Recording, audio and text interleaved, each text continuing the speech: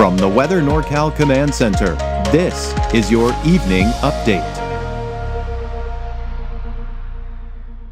Cascade Paint and Supply is Reading's oldest family-owned paint store, established in 1953. We are the largest Dunn Edwards dealer in the nation, and most of our products are made in the U.S. Our friendly and knowledgeable staff are ready to answer your questions and help you today. Well, if you're heading out to the Friday night Reading Rodeo, be prepared for those hot temperatures, especially if you go out during the time the gates open. The event does start at 7 p.m., so right around 7 p.m. we should drop down below 90 degrees, but still in the upper 80s, starting off fairly warm.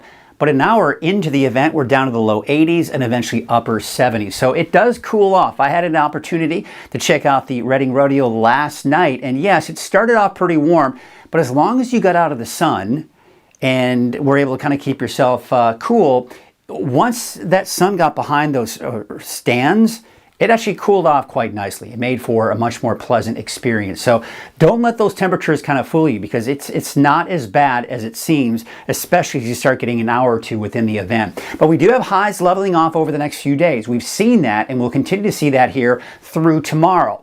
But after tomorrow, we're going to see more of a downward trend with our temperatures. Now, the cooling trend starts for the second half of the weekend, early next week, with highs much closer to normal by the middle and latter part of next week. I'm seeing some signs with the forecast models, maybe not as cool as initially thought, but we'll see here. I think bottom line, we're staying away from the 90s. That's the main story we can kind of take from all of that. But mountain showers, not out of the question as we go into the middle and latter part of next week. But I just don't see a lot of rainfall and a lot of moisture for these storms to work with. Your neighborhood forecast at a glance here for tomorrow, still, again, leveling off. Temperatures about the same for tomorrow from what we saw out there for today. So no big changes over the next 24 hours. And you kind of look at futurecast, you can kind of see that. There are some low clouds trying to hover around the Eureka area, even some of those inland valleys. But overall, you're looking at a lot of sunshine even for the coast. Not even seeing much convection in the afternoon in the mountains. What that means is those bubbly, puffy, cumulus clouds developing. We're not seeing much of that making its way into the mountains. So plenty of sunshine. Then we go into your Sunday. Once again, we're looking at mainly sunny skies for most of us along the coast. You can see a couple of clouds trying to come in here for your Sunday afternoon, but shouldn't be all that bad. Excuse me, your Sunday morning, and not to mention your Sunday afternoon as well. But overall, we continue to see those dry conditions. And the humidity is also fairly low, but that's pretty normal for this time of the year. As we take you into your Saturday, we do have, in the morning, we get some good recovery, especially down to the south. But then with that wind coming out of the north a little bit for Saturday afternoon, we've got those humidity levels down into the single digits in many cases here. A little bit of that recovery here for Sunday morning, and then going into your Sunday afternoon, once again looking at some pretty dry conditions. So what does that mean when we look at our fire weather risk? Well, today you've got those north winds today, not that strong though, so we were within that low to moderate range right about here. Okay, now we take you into your Saturday. So Saturday, what we've got to look for are those strong winds coming from the northwest for the north end of the valley. You'll notice this one little area, this bullseye, where we're seeing some really getting in that high category with the fire danger. That's because we've got some pretty strong winds coming in from the north and west. However, look at to the south, Willows, Chico, Oroville, Corning, all looking at more of a southerly flow of winds. That is a cooler source of air, and not to mention typically higher humidity levels as a result. So we've got lower fire weather risk to the south of Reading, and the cutoff point looks to be right around the Red Bluff area. So Red Bluff, you'll be kind of borderline with that. Then we take you into your Sunday, and still a bit of that north wind, but not very strong. So the humidity levels, yes, they'll be low, but nothing unusually low for this time of the year. And we're kind of in that low to moderate range. So it's really tomorrow that you've got to keep in the back of your mind, hey, you know what? We should probably do whatever we can to prevent those fires from starting. So take a look at the temperature trend. I just want to show you for Reading, this is the valley in general. Once again, going into Saturday, much like today, temperature is kind of low to mid 80s here. Mid to upper 80s here for Sunday into even Wednesday of next week. But then temperatures will start to kind of drop. I think we'll still be just slightly above normal for this time of the year toward the end of next week, but we've got that cooler air beginning to move on in. Looking at Mount Shasta, just to the mountains in general, same situation. A little bit on the warm side for your Saturday, but we're more on that downward trend, especially as we get toward the end of next week, and possibly even some below normal temperatures.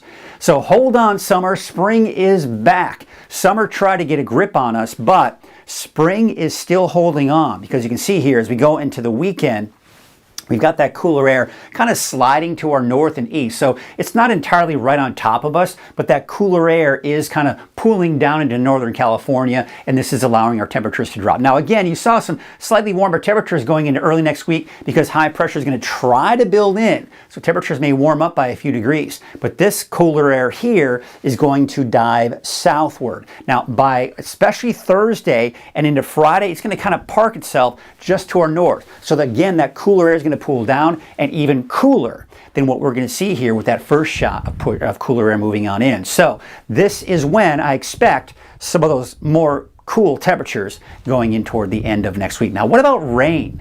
You know, there might be a few shots here and there, especially by the middle of next week. You can kind of see these disturbances kind of pushing to our north and east. So places like Modoc County, Wednesday, Thursday, Friday of next week, may see a slight chance for a few stray showers and maybe even an isolated thunderstorm. But for now, I'm not seeing much consistency in that. I don't see a lot of moisture to work with. So for now, I'm going to keep it dry. But we look at our wave heights, and you can see here, they're going to be about, say, 10 to even upwards of 12 feet. I want to mention that there still is that hazardous seas warning through tomorrow afternoon. So the wave heights should most likely drop a little bit here going into your Sunday. So again, we look at the Saturday, there's that hazardous seas warning I was telling you about. Those winds from the north at 20 to 30 knots. Waves from the northwest at 10 feet at 10 seconds, and from the southwest at 2 feet at about 17 seconds. All right, so here is a look at what it looks like out there tonight. Temperature is about 60 as you go into the early morning hours. So yeah, I mean, I think about these mornings, they're pretty mild and a little on the cool side, especially as you head into the higher elevations. But of course, it doesn't take long and we begin to heat things up, especially as the sun comes out. Now, looking at your Trinity County neighborhood forecast, there are those temperatures mid to upper 80s. Although as you head to the south, more like the low 80s, in places like Mad River, for example, about 73. But we take a look at your North Coast neighborhood forecast, central and southern Humboldt County. There you can see the inland areas in the low 80s, around 81 for Alder Point, 80 in Garberville, and those low 60s as you get closer to the coast. There you can see about 69 in Klamath, 79 for Orleans. So again, not as warm as it has been, but you see how the temperatures kind of drop and go up and then drop again going into Wednesday, Thursday, and Friday. Your Siskiyou County neighborhood forecast. Temperatures for your Saturday, yeah, not bad, mainly in the 70s. There are going to be some low 80s in there as well, like Happy Camp about 82, 80 for Mount Shasta City, but those higher elevations towards Tennant and Doris, looking at those low 70s. Here's your Modoc County neighborhood forecast, mainly in the mid 70s. There you can see about 76 degrees for Alturas, 74 for Fort Bidwell. And your Eastern Mountains neighborhood forecast, we've got those temperatures mainly in the 80s, although Viola about 73, 75 for Mineral, and 81 for a high in Paradise.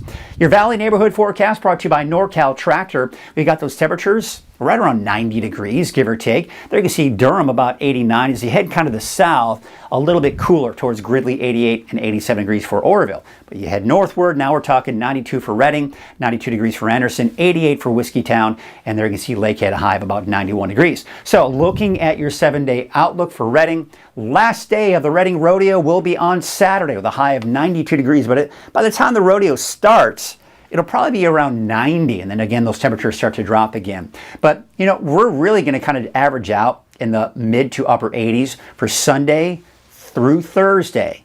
But as we get toward the end of next week, we could be talking about some low 80s in there.